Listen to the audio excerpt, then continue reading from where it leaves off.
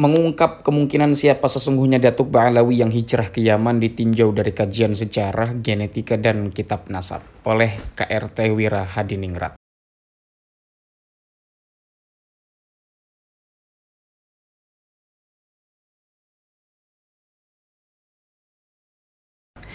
Assalamualaikum warahmatullahi wabarakatuh. Alhamdulillahirabbil alamin wa bihi nasta'inu ala umurid dunya waddin wa ala alihi wa sahbihi ajma'in, amma ba'du.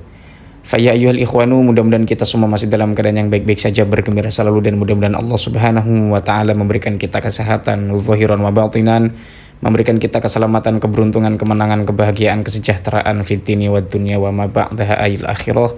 Amin Allahumma amin. Sayyid Ahmad Al-Ahbah yang terindikasi asli dimakamkan di Najaf, Irak. Ini ada sebuah tulisan, teman-teman. Sebelum saya lanjutkan, ingin saya terlebih dahulu memberitahu kepada teman-teman bahwasanya di sini adalah ada kajian ya. Ini menarik untuk kita simak, untuk kita baca, tetapi ini sekali lagi dalam ranah khazanah keilmuan atau pengetahuan. Jadi teman-teman boleh sepakat ataupun tidak. Terlepas nanti apakah sepakat teman-teman dengan kitab ini, dengan tulisan ini atau tidak. Kita jangan saling bermusuhan, tetap menggunakan kepala dingin sebagai tanggapan terhadap realitas-realitas. Dalam konteks ini adalah tulisan yang saya bahas di sini ya.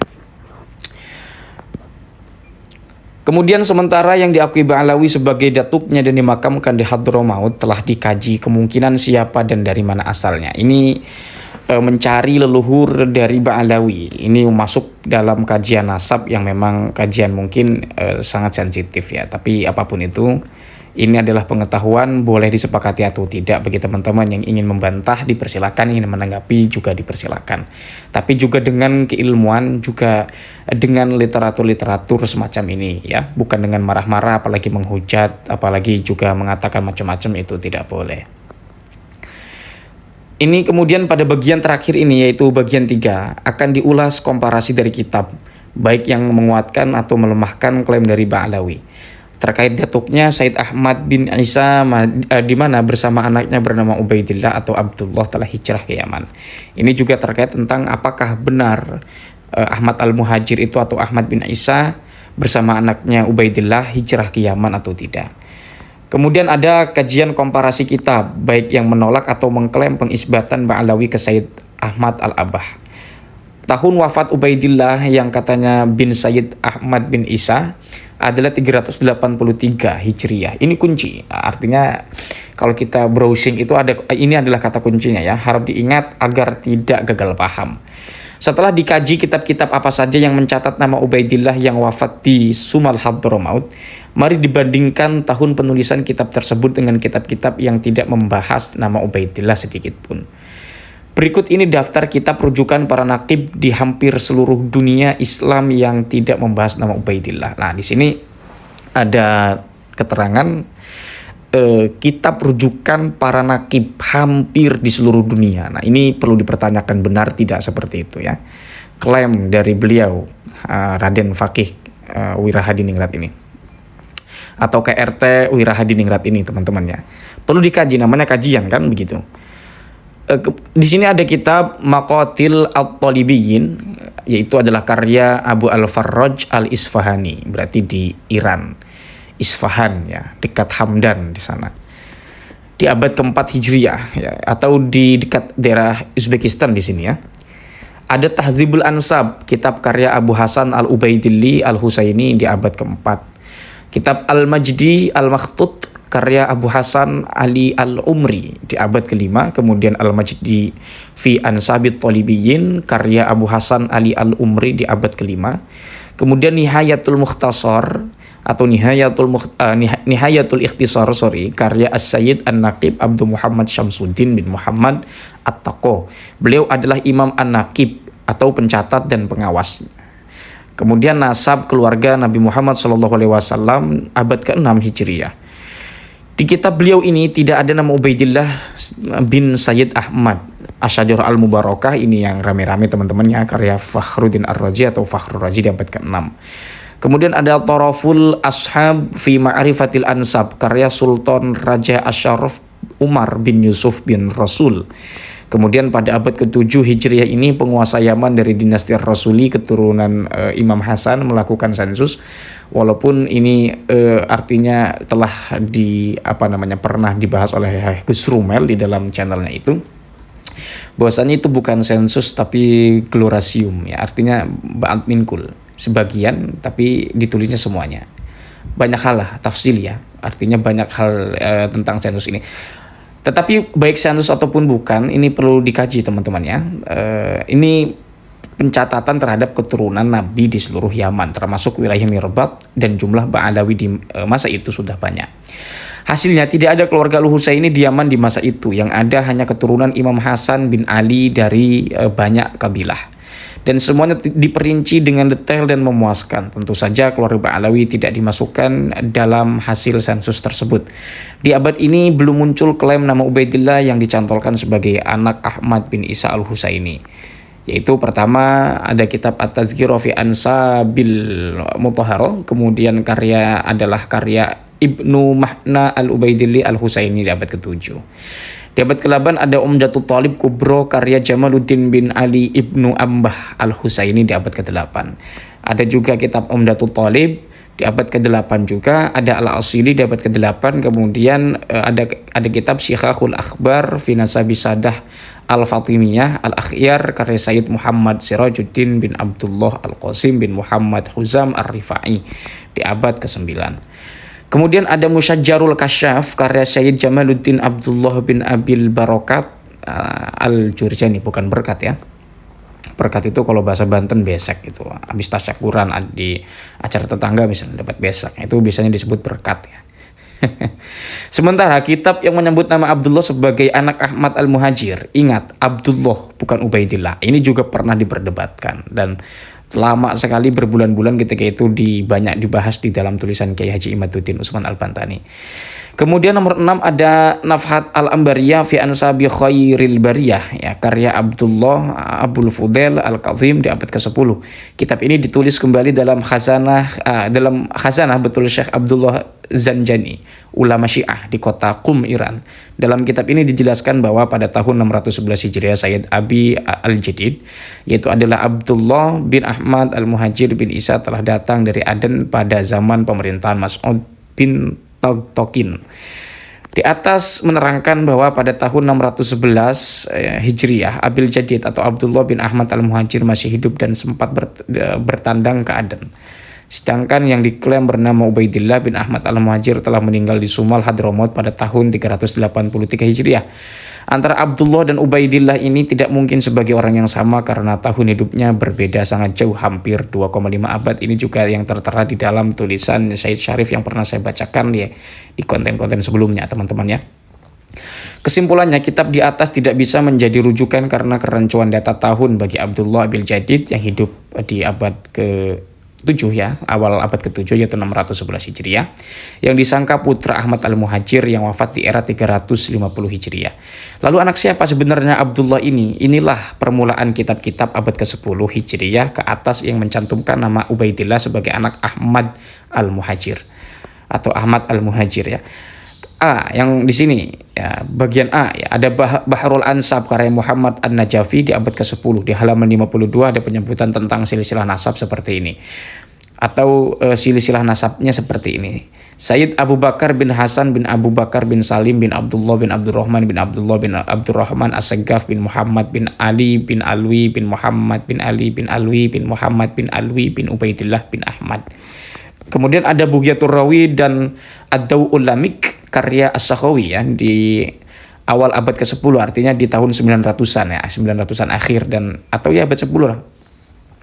Di tahun 900-an pokoknya, kisaran tahun itu. Ini memang bukan kitab nasab sebab beliau adalah ulama muhaddisin, tetapi ini adalah kitab yang mencatat sanad keguguran pribadi Imam Asy-Sakhawi di biografinya yang di dalam kitab Daw'ul Lamik juz 5 halaman 59 di biografi nomor 220. Di halaman ini ada penyebutan nama Ubaidillah bin Ahmad. Kemudian Al-Mu'jam karya Ibnu Hajar Al-Haythami di abad ke-10. Ini juga bukan kitab nasab. Di sini Ibnu Hajar menyatakan sanad keilmuan di biografi pribadinya yang tersambung ke gurunya, di mana ke atasnya ada bin Ubaidillah bin Ahmad bin Isa Ar-Rumi. Kemudian bagian D ada Tuhfatul Ahzar karya Ibnu Syaqqam di abad ke-11. Di kitab ini Ibnu Syaqqam mencatat bahwa putra Ahmad Al-Abah itu 3, yaitu Abdullah, Muhammad, dan Ali Zainal Abidin. Di sini Ibnu Syaqqam menghilangkan nama Husain sebagai putra Ahmad dan menggantinya dengan nama Abdullah. Ingat, bukan Ubaidillah. Kitab ini tidak dijadikan rujukan primer bagi para ahli nasab, sebab di samping era penulisan yang baru, juga sebab adanya ketidakcocokan nama-nama anak dari Imam Ahmad Al-Muhajir di dalamnya, karena pada sumber kitab-kitab yang lebih tua, anak Imam Ahmad itu 3, yaitu Muhammad, Ali, dan Husain. Kemudian bagian E ada Khulasatul Athar cetakan Darus Sadir Beirut karya Al-Muhibbi di abad ke-12. Ini kitab yang cukup muda ya.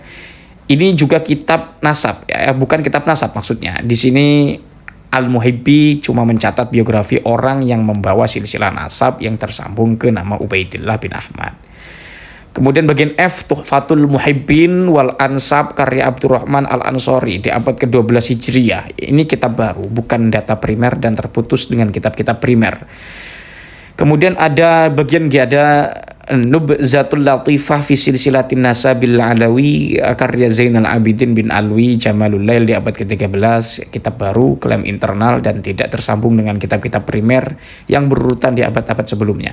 Bagian H, Ittisalun Nasabil Alawiyin wal Asyraf karya Umar bin Salim Al-Attas di abad ke-13 Hijriah. Adalah Syamsul Dhahirah.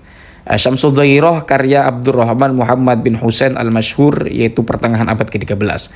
Tentang Ubaidillah atau Abdullah bin Ahmad, titik kegagalan nasab Alawi.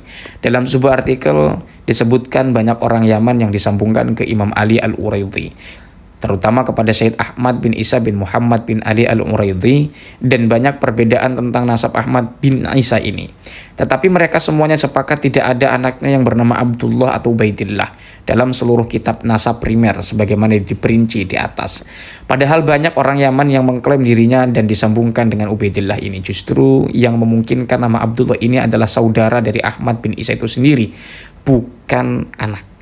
Berikut ini saudara Said Ahmad bin Isa yang memiliki nama Abdullah atau Ubaidillah. Abdullah Al-Ahnaf, Ubaidillah Al-Akbar, Ubaidillah Al-Akbar ya betul. Kemudian Ubaidillah Al-Ahwal, Ubaidillah Al-Asghar. Saudara Ahmad bin Isa disepakati ahli nasab hanya 7 yang berketurunan. Yang memiliki anak hanya bernama Abdullah Al-Ahnaf yaitu Ismail, dan tidak ada yang bernama Alawi. Dan nama dan awal penyebutan nama Ubaidillah baru di pertengahan abad ke-10 Hijriyah oleh Muhammad Al-Madani mengarang kitab berjudul Tuhfatut Thalib. Dan dari sini jelas gagal atau sangat diperdebatkan tentang sebuah nama Ubaidillah bin Ahmad. Karena nama Ubaidillah ini baru muncul hampir 700 tahun kemudian dan dicantolkan ke seseorang misterius yang diklaim Ba'alawi sebagai datuknya yang bernama Ahmad bin Isa. Di mana bapak dan anak ini katanya hijrah ke Basrah memutar hampir 3.000 km melalui Syam untuk transit di Mekah pada tahun Qoromintoh, menjarah besar-besaran harta penduduk Mekah dengan membunuh 30.000 jemaah haji serta mencongkel Ibnu Hajar Aswad. Ini baca di bagian kedua. Dari Makkah baru melanjutkan perjalanan ke Hadramaut bersama rombongan 77 orang. Ya betul, 77 orang dengan membawa harta yang banyak serta kemudian meninggal di Husaisah Hadramaut. Kesimpulan, 1. Ahmad Al-Abah An-Nafat bin Isa Al-Husaini tidak pernah hijrah ke Hadramaut Yaman. 2. Nama Ubaidillah sebagai anak Ahmad bin Isa yang menurunkan anak bernama Alawi, datuk penisbatan Bani Alawi bin Ubaidillah atau Ba'alawi, adalah gagal dan fiktif. Betulkah fiktif? Ini perlu diuji teman-teman ya. Perlu didalami sebagai kajian begitu. Kemudian yang ketiga, kajian sejarah, kajian kitab nasab dan kajian genetika menunjukkan bahwa Ba'alawi secara logis telah gagal sebagai keturunan Nabi Muhammad SAW, sehingga wajar tidak ada satupun nakobah pencatat nasab Nabi di dunia ini yang mau memberi isbat dan syahadah nasab kepada mereka, termasuk nakobah Yaman dan Irak. Nah, ini juga informasi yang sifatnya mahtamala sidqa wal kizba ya, memungkinkan atau mencakup antara kebenaran dan kebohongannya. Atau ini yukhalifu anil waqi'i ya. Apakah begitu? Kita uji ya, kita pelajari teman-teman. Tapi keterangan di sini mengatakan seperti itu. Demikian sebelum kami akhiri bagian ketiga atau terakhir dari tulisan ini, kami mengajak seluruh anak bangsa agar mencermati hal ini demi meluruskan sejarah dan kesucian seluruh agama negeri ini. atau seluruh agama di negeri ini dengan alasan agama itu suci dari Tuhan yang Maha Suci, menurunkan ajaran yang suci, firman yang suci, kemudian dibukukan dalam kitab yang suci, dan tentu saja melalui nabi, manusia yang suci. Barang siapa menisbatkan pada hal-hal di atas dengan dasar yang salah, apalagi demi kepentingan yang sesaat, maka pada hakikatnya dia adalah musuh semua agama di negeri ini. Kalau kita baca tafsir Munir itu ada keterangan walayan tasibu ahadun ila ghairi abaihi, begitu. Dan ada juga di Ibnu Katsir itu, saya kemarin ibaratnya lupa ya. Marilah menjadi orang baik yang pandai, berakal, sehat dan berilmu. Ini saya sepakat ya, sebagaimana Hadratus Syekh Asy'ari bertutur, tidak ada kebaikan sama sekali dalam satu negeri ketika para generasinya tidak pandai, dan bangsa tidak akan menjadi baik, maju dan peradaban kecuali dengan ilmu. Wah, ini saya sangat sepakat sekali bahwa ilmu pengetahuan itu adalah penopang bagi peradaban ya.